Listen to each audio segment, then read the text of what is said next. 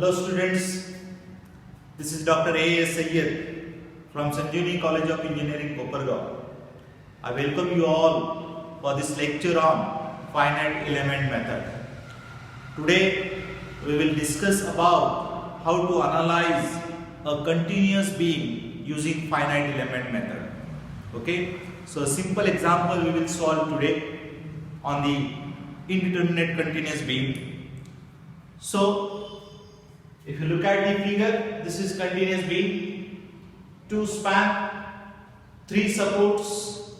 Let support A is fixed, support B is a roller, support C is a roller.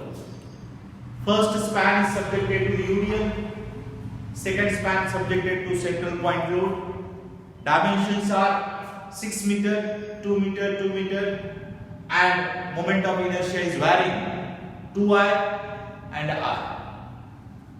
The question is now analyze the beam using finite element method and take EI constant. This is problem statement. The solution procedure is very simple. One by one we will discuss all steps in detail. So very first step in finite element analysis, discretize the given structure into number of elements. Since we are solving this problem manually, we know that always divide the structure into minimum number of elements when you are solving that problem manually. If you are solving that problem using computer programming, then you can divide it into n number of elements. But when you are solving that problem manually, always divide it into minimum number of elements. So minimum number of elements means one span is equal to one element. So in the given beam, there are 2 spans. It means there are 2 elements. Element number 1, that is AB. Element 2, it is BC.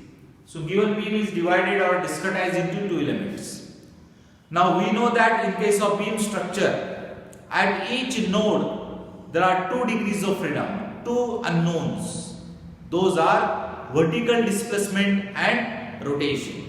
So at each node of the beam there are 2 unknowns. If you consider node A, vertical deflection or vertical displacement is WA, rotation is theta. So 2 unknowns at A joint. Similarly WB theta B, 2 unknowns at B. WC theta C, 2 unknowns at C. So total unknowns or total degrees of freedom in the given continuous beam are 6. It means size of global stiffness matrix will be 6 by 6. Now if you impose the boundary conditions, you will get the reduced stiffness matrix. What are the boundary conditions in the given beam? If your support is fixed, we know that there is no translation, no rotation, no displacement, no rotations. It means because of this fixed support, WA is equal to 0 and theta is equal to 0. Because of fixed support, WA and theta are 0.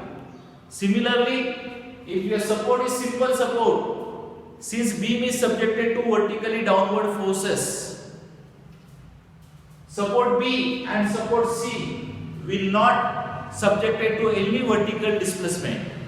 Okay? It means when roller supports are provided, WB vertical displacements at roller support are always equal to 0. So WB is equal to 0 and WC is equal to 0 because of simple support. So in short, out of 6 unknowns, your 4 displacements are 0. WA, theta A, WB and WC. Remaining displacements which are to be determined are theta B and theta C. So final unknowns are only 2, theta B and theta C. It means size of reduced stiffness matrix will be 2 by 2. Size of global stiffness matrix 6 by 6. Size of reduced stiffness matrix 2 by 2. Okay. Now we'll start our calculation part. Very first step in the finite element analysis is find out stiffness matrix of each element of the given structure. So there are 2 elements in this beam. Element 1, that is AB span. Element 2, that is BC span. Okay. Now if you look at this matrix, This is standard stiffness matrix of any beam element. If you consider a beam element,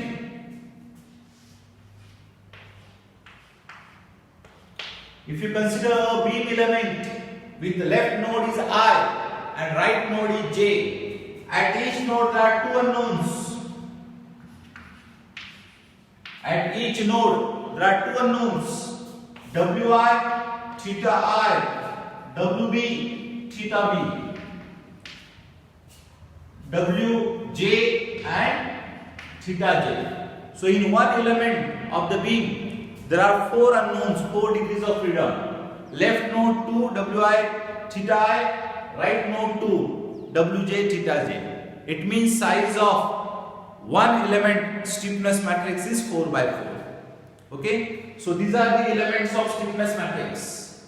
Ei, since it is constant, taken outside. Since this Ei is common in all terms, it is taken outside the matrix. So elements are 12 by L cube 6 by L square minus 12 by L cube 6 by L square. So like this, there are 24 elements. Stiffness matrix is always symmetric matrix, we know that. So please go through this standard stiffness matrix of one beam element. Now if you want to calculate stiffness matrix of each element of the given beam, what you have to do? Only you have to substitute value of I of the given element 1, put value of I here and put value of L in all these terms. So if you simply calculate all these ratios, you will get the element stiffness matrices. For example, element number 1 is AB, value of I is equal to 2I. So if you put here I equal to 2I,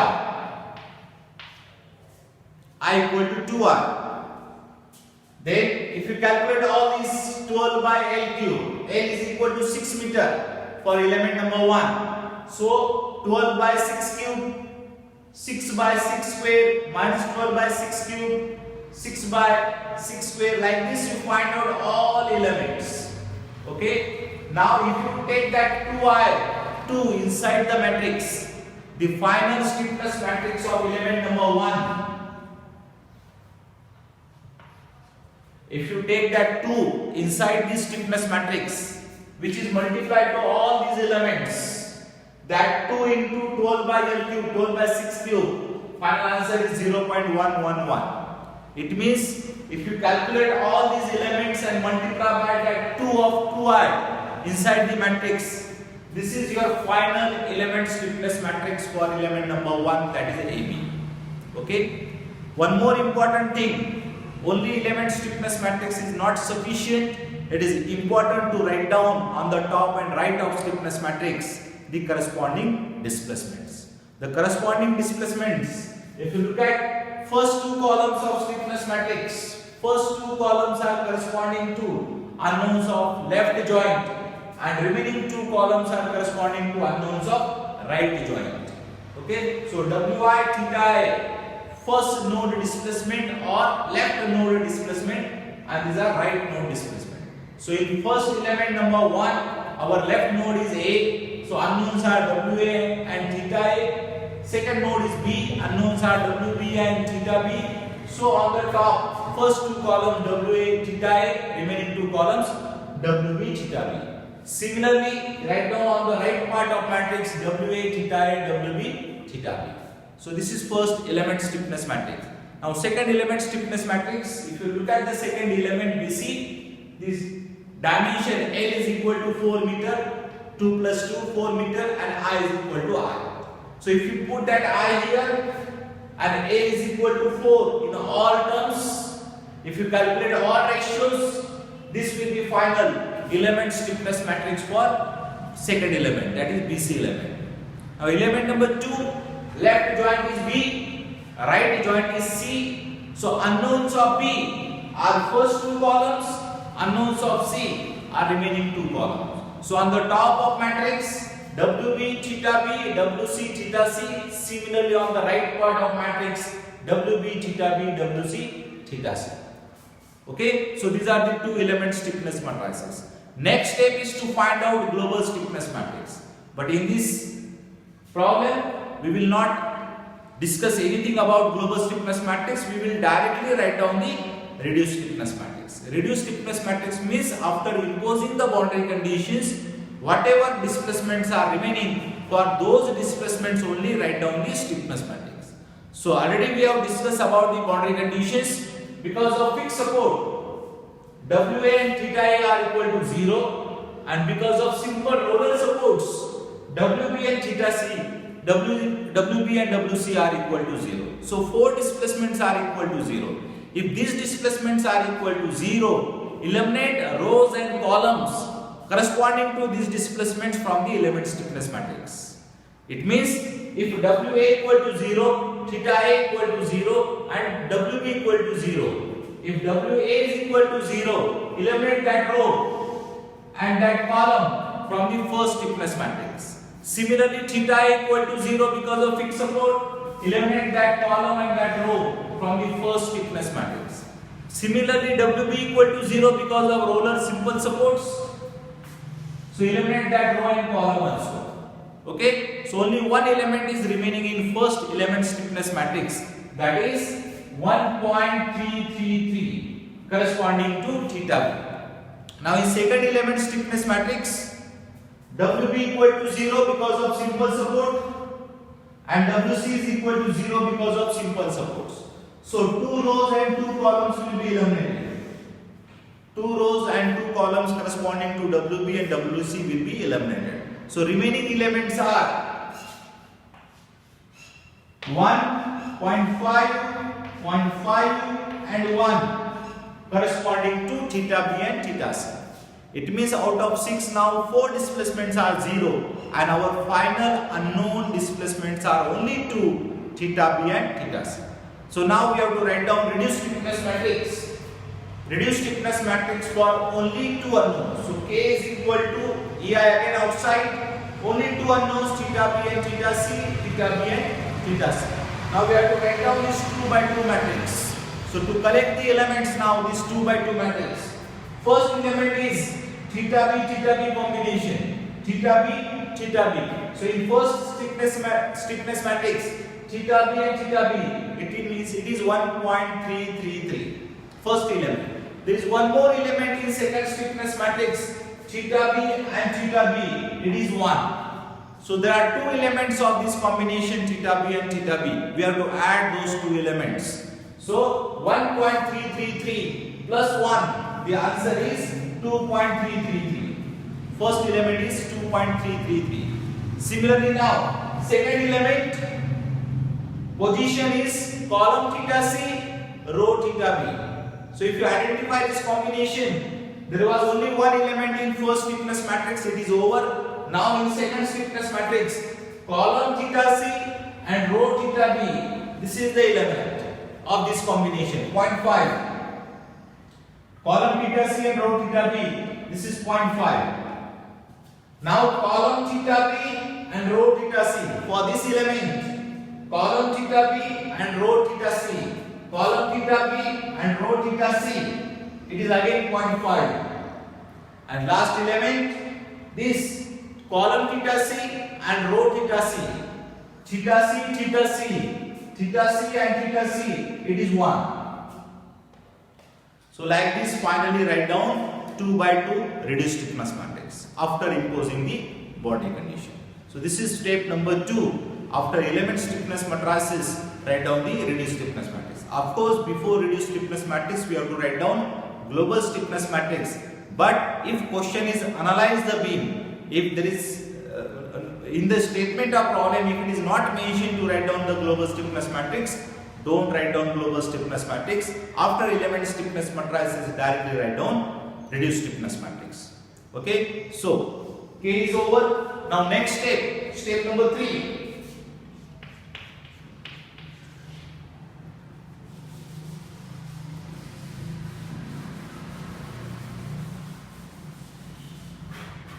Now step number 3, element nodal load vector.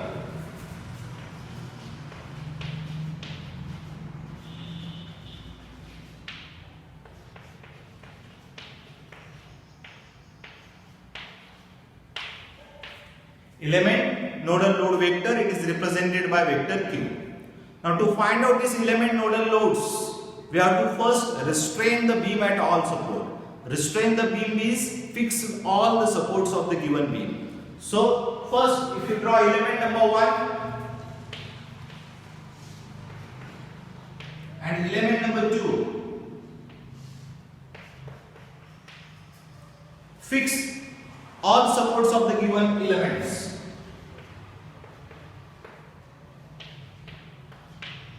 Then UDL acting on first element, central point load acting on second element,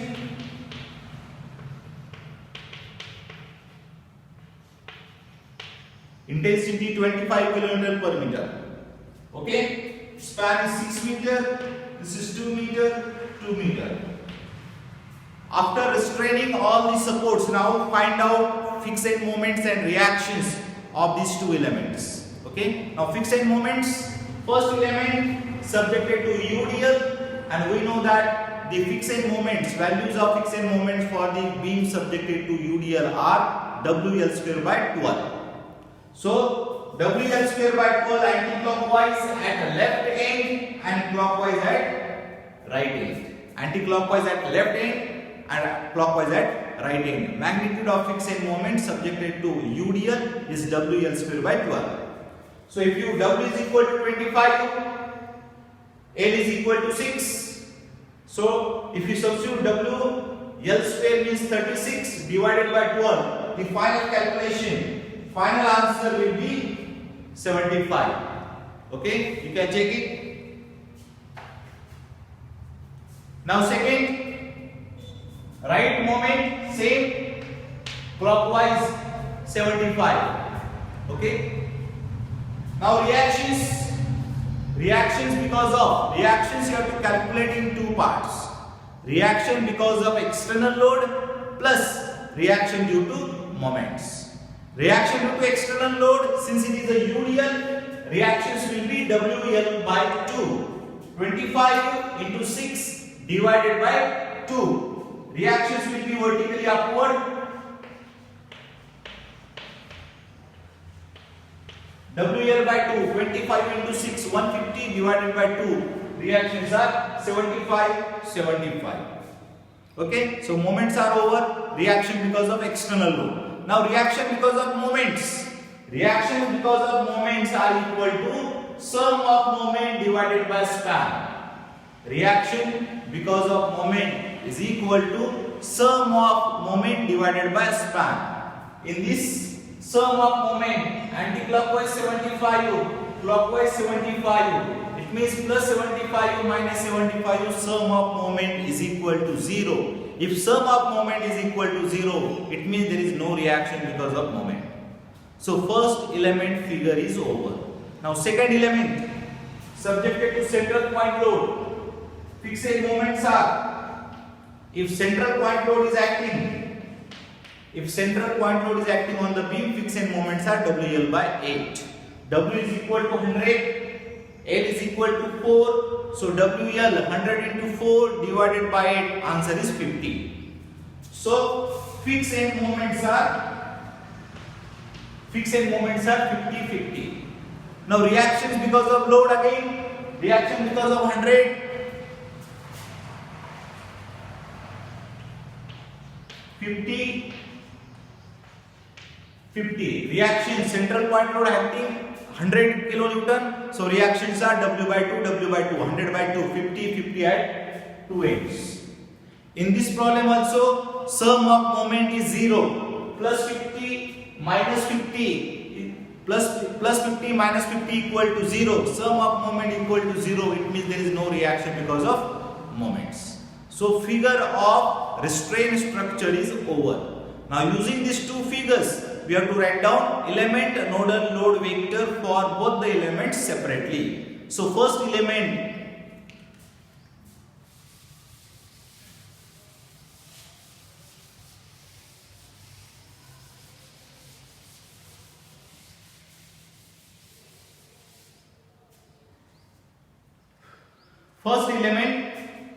element nodal load vector, let us assume Q1. Element nodal load vector for first element, let assume Q1. It is a vector of 4 rows and 1 column. 4 rows means corresponding to 4 displacement of element 1 and 1 column. So 4 displacements of element 1 are WA, theta A, WB, theta B. These are the 4 displacements corresponding to element 1. Now what are the actions corresponding to these displacements? If displacement is W, corresponding action is reaction at A. If unknown is theta A, corresponding action is moment at A. If unknown is WB, corresponding action is reaction at B. And if unknown is theta B, corresponding action is moment at B. So refer the figure, strain figure of element 1. Element 1 and write down action corresponding to WA, that is RA, MA, RB and MB. So RA, reaction at A. Reaction at A is vertically upward 75, that is plus 75. Reaction at A. Now moment at A, second element moment at A. Moment at A is anti-clockwise 75. Anti-clockwise means positive. Positive 75. Then reaction at B. RB, reaction at B. Reaction at B is vertically upward 75. Vertically upward means again positive 75. Now final moment at B, fourth element. Moment at B. Moment at B is clockwise 75. Clockwise means minus. So this is first element nodal load vector. Similarly now Q2 is equal to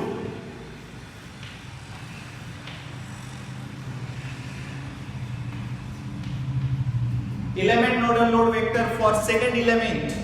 Corresponding displacements are WB, theta B, WC, theta C. WB, theta B, WC, theta C. Corresponding displacement. Corresponding actions are, forces are reaction at B, moment at B, reaction at C, moment at C. These are the corresponding actions. Refer the second figure, second element of restraint structure. Now reaction at B, vertically upward 50 means plus 50. Plus 50. Moment at B, anti-clockwise 50 means plus 50. Reaction at C, vertically upward 50 means plus 50. And last element, moment at C, clockwise 50 means minus 50. So these are the element nodal load vectors Q1 and Q2. Of course, now in these two vectors also we have to impose the boundary conditions and find out element nodal load vector corresponding to only two unknowns, that is theta B and theta C. It means element nodal load vector final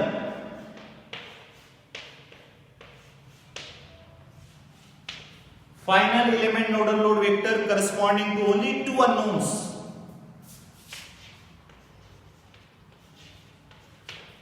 theta B and theta C.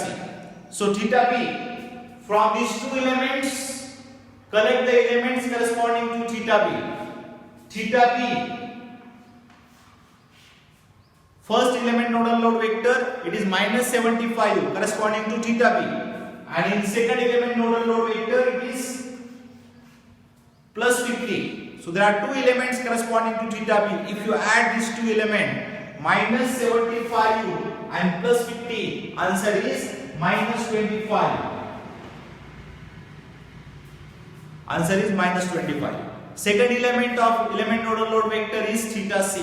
So theta C, that element is not appeared in equation Q1, element nodal load vector 1. It is in element nodal load vector 2, Q2. Theta C means it is minus 50.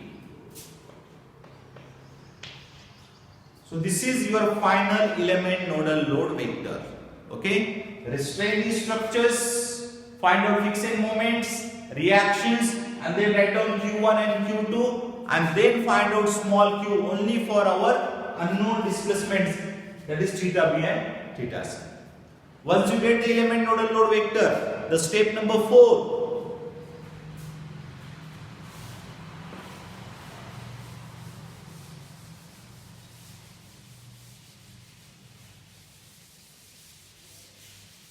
Step number 4 is equivalent load vector.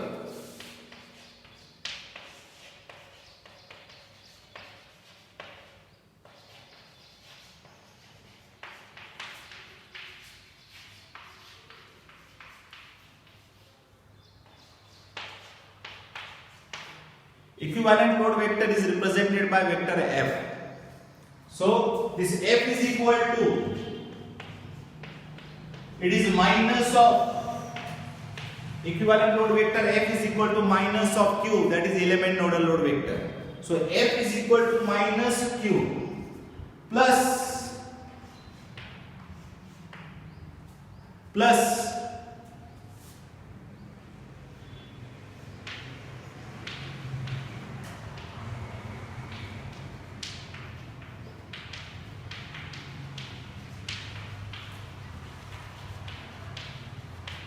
a vector with action in original structures. What is the meaning of this actions in original structure? It means corresponding to our two unknowns.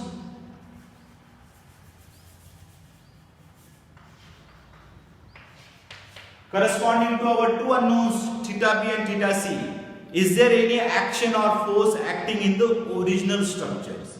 So action corresponding to theta b is a moment at B. So you have to look at the given figure. Is there any external moment acting at point B? There is no moment acting at point B. It means this element is 0. This element is equal to 0. Similarly, theta c, second unknown is rotation at C. Corresponding action is moment at C. So you have to see, is there any moment acting at joint C in the original structure? Okay. So there is no moment acting at C also. So this element is equal to 0. Okay, so actions in original structure you have to add. Now minus of Q, there are two elements. Minus of minus 25 and minus 50. So final equivalent load vector F is equal to 25 and 50. This is final equivalent load vector. So now we have derived K, that is reduced stiffness matrix, and F, equivalent load vector. Finally we have to use equation of equilibrium, K into delta is equal to F, to find out our unknown displacement theta b and theta c. So K into delta is equal to F.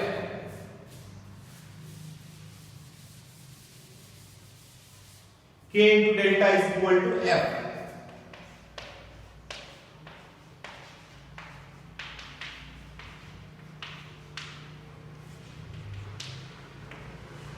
K is equal to this 2 by 2, 2.333, then 0.5, 1, this is K into delta. Delta means vector of unknowns, theta b and theta c, equal to F. F is equal to this, 25, 50. So if you saw these two equations and two unknowns, if you saw these two equations, two unknowns in your calculator, you will get the final answers of theta b and theta c. So theta b is equal to 0 and theta c is equal to, if you saw this in your calculator, you will get the answers of theta b is equal to 0 and theta c is equal to 50 upon ER. So all 6 displacements are over. Please understand, 4 displacements are already 0. WA, theta A, WB and WC, 4 already 0, and Remaining two we have determined theta b equal to 0 and theta c equal to 50 upon area. So this is calculation of unknown joint displacement in the given indeterminate beams. Okay. Now one more step is remaining, that is to calculate the moments and reactions in the given beam using finite element method. Okay. Now how to calculate moments and reactions in the beam? So once you calculate these two unknowns,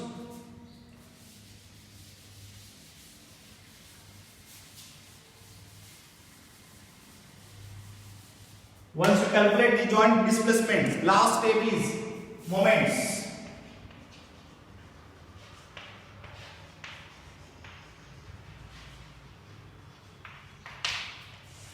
Moments and reactions. To calculate the moments and reactions, the equation of equilibrium which you have to use is K into delta plus small q is equal to capital Q. K into delta plus small q is equal to capital Q, where capital Q is a vector of unknown moments and reactions. Remember, this equation you have to apply to each element one by one.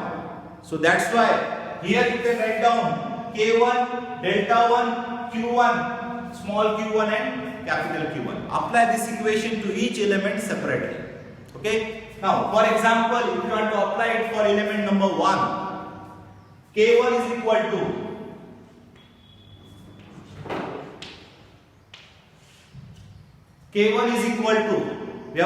we have determined the element stiffness matrices in very first step. If you refer that, K1 is equal to 0.111 and 0.333, then minus 0.111, 0.333.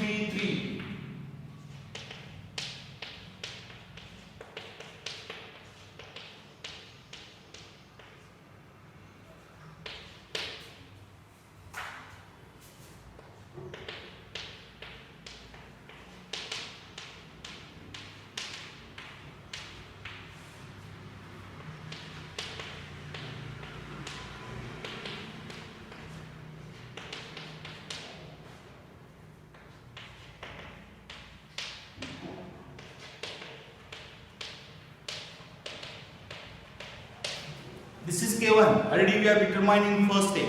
So write down element stiffness matrix of first element. K1 into delta 1. Delta 1 means values of unknown displacement in element number 1. So in